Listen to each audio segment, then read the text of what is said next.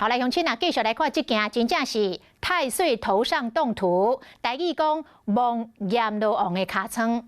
伫个台中的内心派出所有一个员警，进前帮忙一个防诈骗的太太，当时有用太太的手机啊，甲这个诈骗集团时讯来通电话，想袂到这诈骗集团真大胆，甲警员的对话掠图掠落来，造成假投资真诈骗的图卡，伫个群组来传播。有民众看到是错一大条，掠准警察嘛来加入到诈骗的行列，赶紧来通报到警方。这个时阵才发现讲，这个警察的相片原来嘛互偷用了。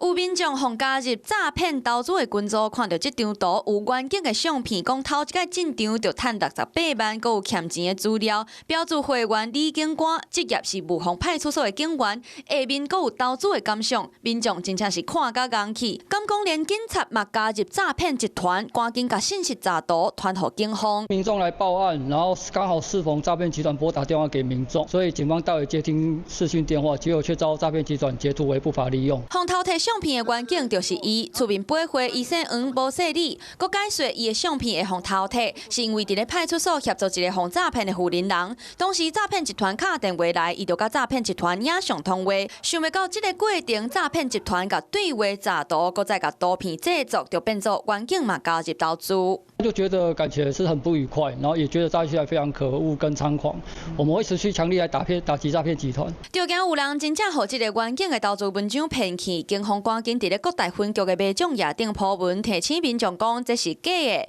因为诈骗集团偷摕原景的相片是严重侵犯到个人的隐私，佫开始挑战公权力，警方会追查到底。Hello， 我是陈雅玲。想要抢先掌握最及时的新闻资讯吗？赶快订阅、按赞、开启小铃铛，锁定华视新闻 YouTube 频道。